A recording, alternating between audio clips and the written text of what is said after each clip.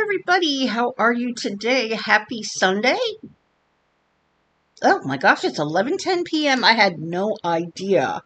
I have been so busy today. Some of you may know that I had ordered a new podcaster mixer, and the one that came in was really bad. Took me hours, to set that one up, disconnect this one, and it turns out that it won't Bluetooth to my computer. Usually when I get one of these mixers, all I have to do is plug it into the computer. It pairs with the computer and it pairs with the phone. Apparently I got the wrong kind of equipment because I was talking to Shimmer about it and she said, oh, no, that's a different kind of mixer. You need a podcaster. So I'm going to go back to my original little pile mini audio podcaster that I've had for years. We wanted to try something different, and I'm glad this thing was only like $40.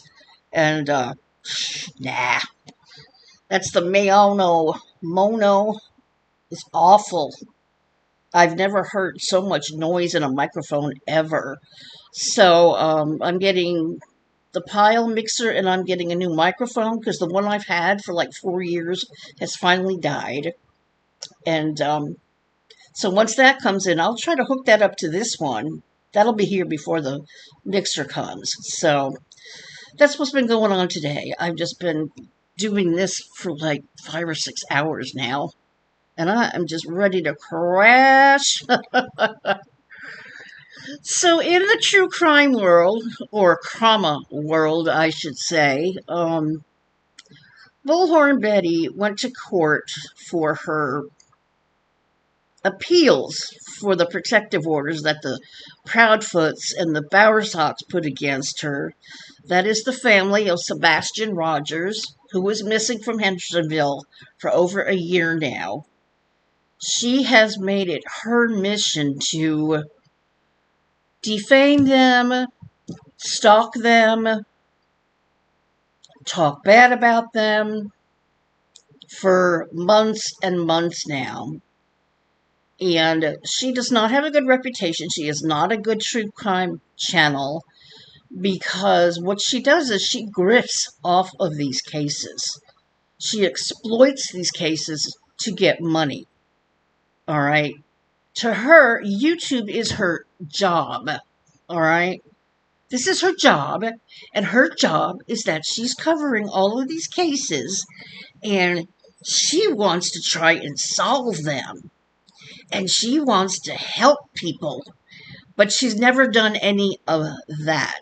She is all talk and no action.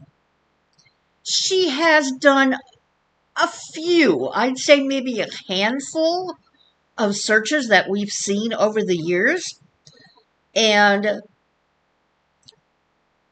the first one that she did, she actually picked up evidence. Okay, there was a young lady who was killed by her boyfriend, and Betty took it upon herself, her and her team that she had back then.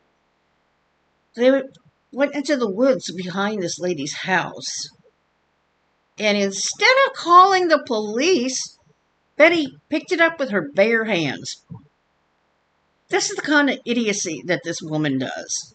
So she tainted the evidence in that case. And then there was another case where a lady was missing and the family did not want her to help them. So she decided to write them a letter and say, I will not be helping you. And good luck. I mean, she's just done terrible things to families, all right? She's always getting involved. She's always blaming. And this is her MO. She always tries to pick a family member that she feels is guilty. All right. And she always says this: you are guilty before innocent. She says that all the time. You're guilty in my eyes until you're proved innocent. So she has harassed and stalked 2 families in Tennessee. The Summer Wells case, she's been missing, oh my gosh, probably going on, 3 years now? And, from Rogersville. And now with the Sebastian Rogers case, which is what is going on now, she went to Tennessee, and she's in cahoots with the biological father, who has done nothing but bash his ex-wife, who Sebastian was living with.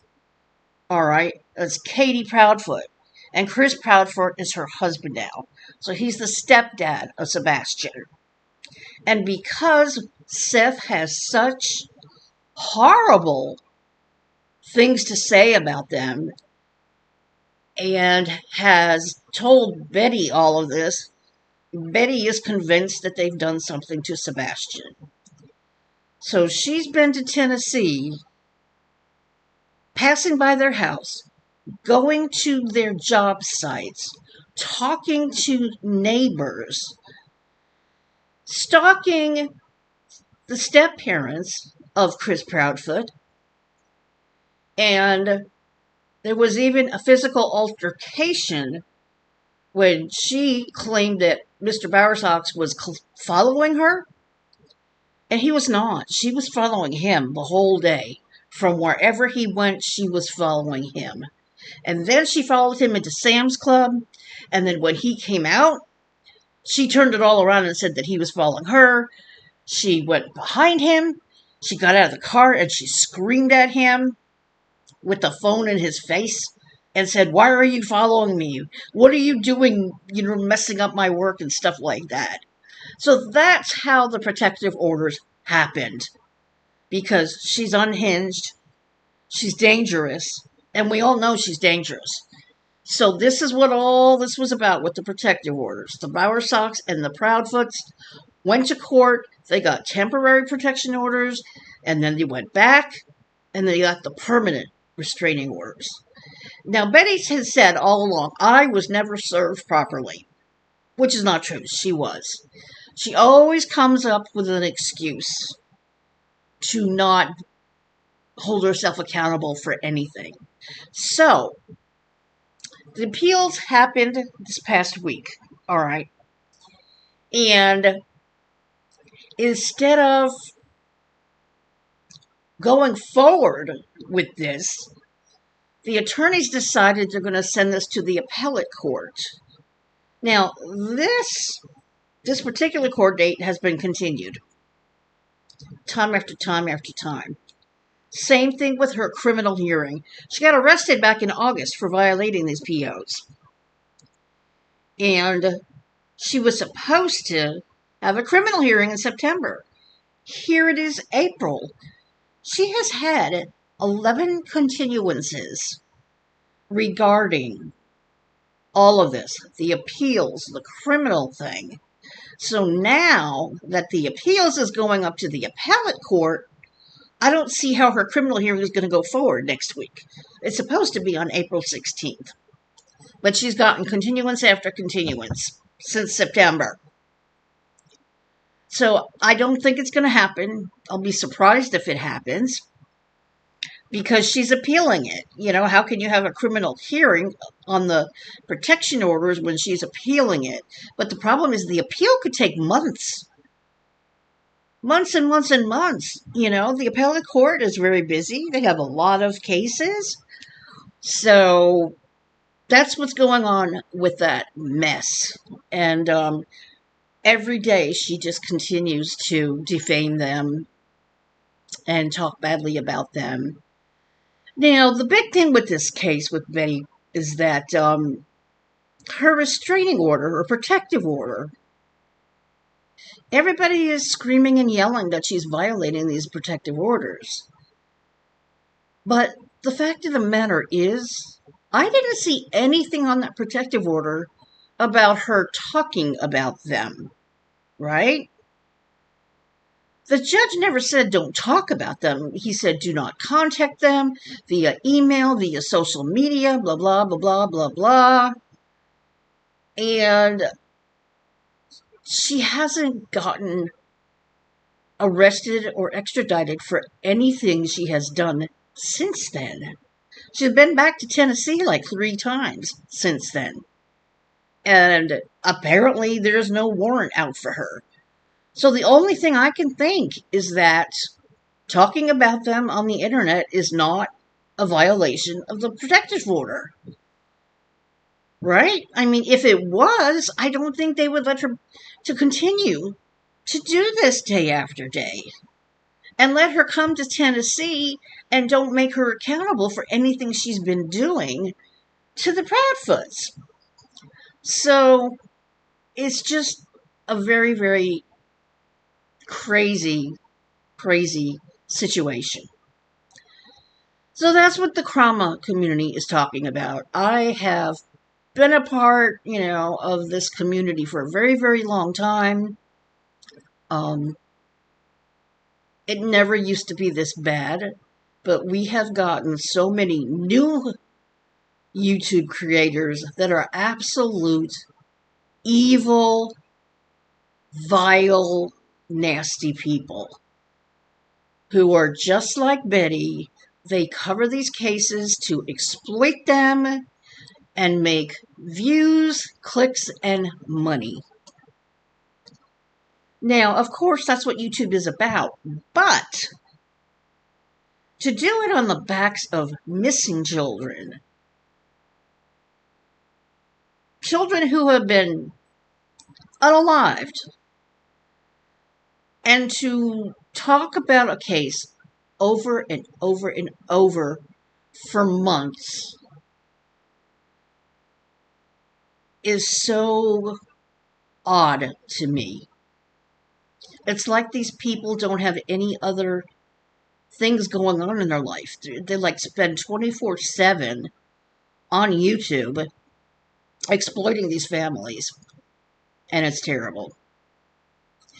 So that is that as far as the crama community. Of course, I continue to do my sing streams. Everybody calls it karaoke, but a long time ago, Shimmer named her singing nights as sing streams. Because it's just, I think it's a nicer phrase. Sing stream sounds better than karaoke because, I mean, karaoke's fine. But, a lot of us, we take these songs and we try to do them differently, try to make them our own. And, we don't always do it exactly the way how the artist recorded it. So, we do things differently with our sing streams. And it's been fun. I've done several this week with this rotten audio mixer that I have. And having a hell of a time getting the sound good. So I'm hoping and praying that this little pile mixer comes quickly, but it won't because it's not prime. But anyway, I've been singing a lot and I've been enjoying it. I've been doing my songs of the day on my channel.